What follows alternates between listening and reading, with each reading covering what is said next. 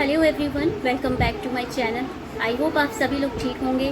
तो चलिए, आज जो मैं आप सबके साथ अपना पॉइंट ऑफ व्यू देने के लिए आई हूँ। मैं वैसे तो कोई नहीं होती पॉइंट ऑफ व्यू देने वाली, लेकिन हाँ, मैं ये एक भारतीय आम नागरिक हूँ, तो मुझे लगा कि मुझे इस बारे में बात करनी चाहिए।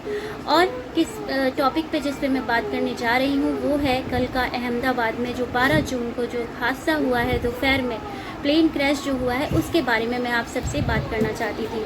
लेकिन जिससे पहले कि मैं इस बारे में बात करूं, मैं आप सबके साथ एक बात कह देना चाहती हूं। वो ये कि मेरा किसी भी सरकार से या फिर किसी भी मीडिया के मेंबर से मेरी मेरा कोई मनमुटाव नहीं है, ना ही मेरे मन में उनके लिए कोई गुस्सा है। बस मैं सिर्फ़ और सिर्फ अपना पॉइंट ऑफ व्यू देना चाहती हूँ। तो अगर मेरे बातों से किसी को भी कोई दुख पहुँचता है तो मैं क्षमा चाहूँगी, या किसी भी आम नागरिक को भी अगर मेरी बात से कोई दुख पहुँचता है या किसी सरकारी व्यक्ति को दुख पहुँचता है तो मैं ज़रूर क्षमा चाहूँगी। लेकिन मेरे मन में ये विचार जो चल रहा है कल से, इस बारे में मैं चाहती थी आप सभी से बात करना। फ्रेंड्स, हमेशा जब भी हमारे इंडिया में कोई भी ट्रेजेडी होती है, मुझे पता नहीं क्यों मेरे मन में ये ख्याल आता है कि हमेशा हमसे शायद कोई डेटा जो है कैजुअलिटीज़ का वो छिपाया जाता है। ऐसा मुझे लगता है, हो सकता है ऐसा ना हो, लेकिन फिर भी मुझे ऐसा लगता है। अब आज कल के टॉपिक पे ही बात करते हैं कि जो अहमदाबाद में जो केस हुआ, जो हादसा हुआ, प्लेन क्रैश हुआ, उसमें बोला जा रहा है कि टोटल 241 लोगों की इसमें डेथ हुई है। क्रू मेंबर्स को मिला के, जितने यात्री थे और क्रू मेंबर्स को मिला के 241 लोगों की डेथ बताई जा रही है। हो सकता है कि मैं जब तक ये वीडियो अपलोड करूं इसमें और भी ज़्यादा इसमें तादाद बढ़ जाए, लेकिन जो अभी तक का जो डेटा हमारे सामने आया है उसमें यही बताया जा रहा है कि प्रॉपर 241 लोगों की इसमें मृत्यु हुई है। अब आप सोच करके देखिए, एक व्यक्ति बहुत ही लकी था जो इसमें अपनी जान बचा सका है। वो यात्री था, 11 नंबर की सीट पे बैठे हुए थे और उनका नाम था रमेश विश्वास, जो कि बहुत ज़्यादा आजकल उनके वीडियो, आज पूरा दिन 13 तारीख को पूरा वीडियो मैंने बहुत सारे उनके देखे और बहुत किस्मती कहूँगी उनको कि यात्री होने के बाद भी वो बच गए, इकलौते यात्री। सोचने की बात है। लेकिन एक बात जो सोचने वाली ये है कि 241 लोगों का जो डेटा सामने आया है, क्या वो एग्जैक्ट करेक्ट डेटा है? पता नहीं, मुझे मन में ऐसा लग रहा है कि शायद थोड़ा डेटा इसमें बढ़ेगा, या हो सकता है कि मुझे ऐसा लग ही रहा है। मैं किसी को ये नहीं कह रही कि भाई बढ़े, मैं तो भगवान की दया से यही चाहती हूँ कि भाई ऐसा बिल्कुल भी ना हो, भगवान सबको सुरक्षित रखे। लेकिन आप खुद सोचिए कि जो डेटा हमारे सामने निकल के आया है ये मुझे करेक्ट क्यों नहीं लग रहा है? क्योंकि जब प्लेन क्रैश जो हुआ था वो एक हॉस्टल, मेडिकल हॉस्टल के मैस में जाकर के वो प्लेन क्रैश हुआ है, और हॉस्टल का भी काफ़ी कुछ हिस्सा जो है वो प्लेन के अंदर में आ गया था, जिसकी वजह से वहाँ आग लगने की वजह से बहुत सारे लोग घायल हुए हैं, बहुत सारे डॉक्टर्स इसमें घायल हुए हैं। कहा जा रहा है कि 2 से 3 डॉक्टरों की भी इसमें डेथ हुई है। लेकिन आप खुद सोचिए, जिस जगह पे प्लेन क्रैश हुआ है वो कोई नॉर्मल सी ज़मीन नहीं थी, वो कोई घास फूस का मैदान नहीं था, वो एक बिल्डिंग थी। आप खुद, हम सब, मतलब एक आम नागरिक होने के नाते जो मेरे मन में आ रहा है मैं सिर्फ वही बता रही हूँ। मैं पहले ही बोल चुकी हूँ, मेरा किसी से भी कोई मनमुटाव नहीं है कि मैं ज़बरदस्ती किसी के अगेंस्ट बोल रही हूँ, ना ही मेरे पास कोई करेक्ट डेटा है कि मैं जाके अहमदाबाद में देख करके आई हूँ। लेकिन जो मेरे मन में आ रहा है मैं सिर्फ वही बता रही हूँ।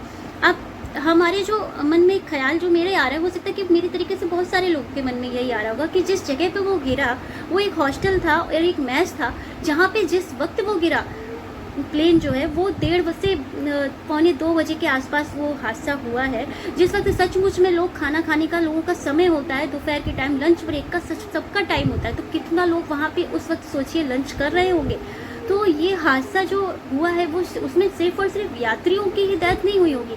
मुझे ऐसा क्यों लगता है कि इसमें जो बहुत सारे डॉक्टर्स हैं उनके भी साथ में कैजुअलिटीज़ हुई होंगी, जो उसके बारे में अभी तक कोई डेटा ढंग से नहीं आया है। ऐसा क्यों हो रहा है? हमारे पास एग्जैक्ट डेटा घायलों का क्यों नहीं आ रहा है? अगर बाई चांस वहाँ पे जो घायल भी हुए हैं डॉक्टर्स हैं, वो करेक्ट डेटा क्यों नहीं बताया जा रहा है? क्योंकि सिर्फ और सिर्फ इसमें यात्री ही नहीं गए हैं, जो बाकी के जो डॉक्टर्स हैं, जो छात्र हैं जो मेडिकल के, जो वहाँ पे खाना खा रहे थे, उनका भी डेटा एग्जैक्ट सामने आना चाहिए और जल्द से जल्द आए। मुझे पता नहीं क्यों मेरे मन में आया, इसलिए मैंने ये बात आप लोगों से कही। और हो सकता है कि अब मैं एक पहलगाम अटैक के बारे में अगर बात करूँ, जो पहलगाम में अटैक हुआ था उसमें भी कहा गया कि 26 लोगों की इसमें मृत्यु हुई है पहलगाम के अटैक में।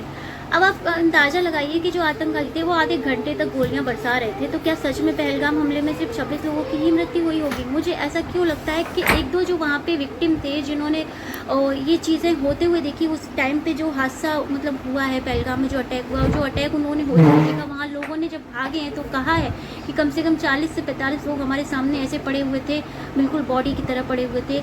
तो आप खुद सोचिए कि डेटा आखिर करेक्ट क्यों नहीं आता है? ऐसा क्यों लगता है कि करेक्ट डेटा हमारे सामने नहीं आता है? और क्या रीज़न रहता है उसका, क्या नहीं रहता है, कुछ नहीं पता। बस एक मन में मेरे आया ये विचार, तो मैंने आप लोगों से शेयर किया।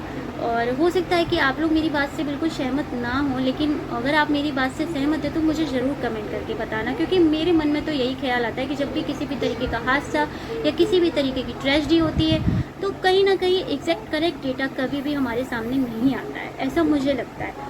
एक आम नागरिक को भी हक है पूरा ये सच जानने का कि आखिरकार जो कैजुअलिटी होती है या किसी भी तरीके का हादसा होता है, कोई भी ट्रेजेडी होती है, तो हमें एक सही डेटा, सही जानकारी हमें मिले। बाकी का देखो, हम उस जगह जाकर खुद तो नहीं देख सकते, हो सकता है कि डेटा सही भी रहता हो, मेरे मन में ही सिर्फ ये ख्याल आ रहा है, लेकिन जो आया ख्याल को मैंने आप लोगों से शेयर किया, क्योंकि मैं हमेशा आप लोगों के साथ में अपना एक करेक्ट रिव्यू शेयर करती हूँ। किसी भी टॉपिक पे जब भी मैं आप लोगों से बात करती हूँ, मेरा जो रिव्यू रहता है वो मेरे मन मुताबिक एकदम करेक्ट होता है। और बाकी का देखो, हर व्यक्ति के सोचने का तरीका अलग होता है, हर व्यक्ति अलग अलग तरीके से सोचता है।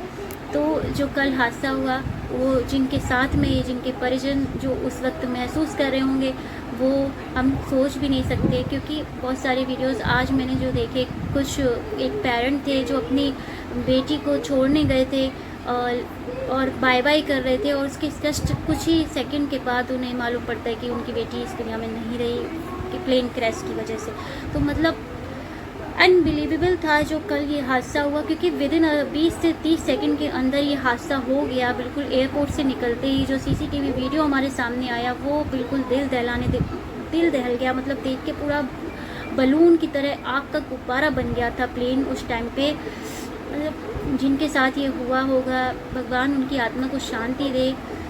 लोग अपने घर वालों को ढंग से पहचान सकें। डीएनए टेस्ट करवाना पड़ रहा है, बताइए, डीएनए देना पड़ रहा है, तब जाकर के लोग बॉडीज़ की पहचान कर पा रहे। इतनी बुरी तरीके से हुआ है यह हादसा कि सोच भी नहीं सकता एक इंसान। मतलब इसीलिए मैं आप लोगों के साथ आज इस बारे में बात करने आई थी, क्योंकि ये जो हादसा हुआ है ये कोई खाली इलाके में नहीं हुआ है कि जाकर के किसी ज़मीन पे पायलट को लगा हो कि हाँ हादसा होने वाला है, तो वो जाके कहीं पानी में लैंडिंग कर दे, या फिर जाके किसी ज़मीन पे, खाली ज़मीन पे जाके कर दे। वो उनको खुद इतना समय नहीं मिला, वो जाकर के एक बिल्डिंग हॉस्टल में जाके टकरा गया।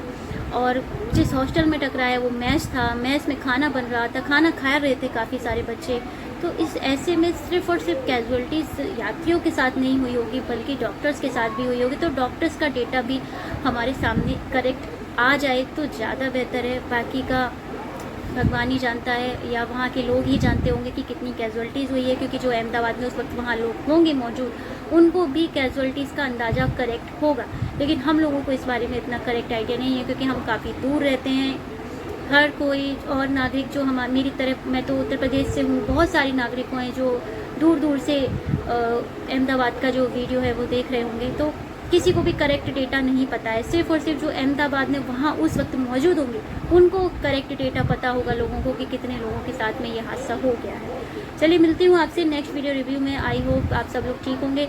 अपना अपना ध्यान रखिए। अगर आप किसी भी यात्रा पर जा रहे हैं तो भगवान से अपना आशीर्वाद लेकर के ज़रूर जाए, क्योंकि आजकल कुछ पता नहीं है। एक इंसान जब बाहर निकलता है यात्रा के लिए, चाहे वो ट्रेन का ट्रैवल हो, बस का हो, या प्लेन का हो, या फिर बाइक से, कार से, किसी से भी आप यात्रा करते हैं, भगवान को धन्यवाद करके जाएं। और जब घर लौटें तो भी भगवान को धन्यवाद ज़रूर करें। भगवान को अपने साथ चलने के लिए ज़रूर बोलें, क्योंकि जब भगवान साथ होते हैं ना, तो वो बड़े से बड़ी ट्रेजेडी में भी हमें बाहर निकाल लेते हैं। जैसे कि इस प्लेन क्रैश में एक यात्री जिंदा बचे हैं। सच में उन्होंने कुछ अच्छे कर्म किए होंगे कि वो आज पूरे के पूरे यात्रियों में से एक लौते ऐसे यात्री बने जो इस हादसे में जिंदा बच के निकले हैं।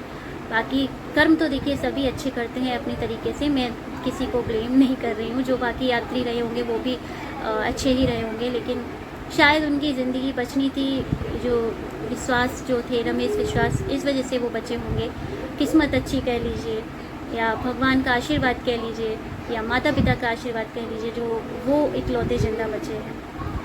बाकी मिलती हूँ आपसे नेक्स्ट वीडियो में। आई होप आप लोग भी मेरी बात से सहमत होंगे कि जब भी कोई डेटा आता है कैजुअलिटीज़ का किसी भी हादसे में, तो वो करेक्ट नहीं आता है, ऐसा मुझे लगता है। बाकी हो सकता है सही भी आते हो डेटा, और आप लोगों को भी अगर मेरी तरह ऐसा लगता है ना तो ज़रूर कमेंट करके बताना। और मिलती हूँ नेक्स्ट वीडियो रिव्यू में, तब तक के लिए अपना ख्याल रखिए।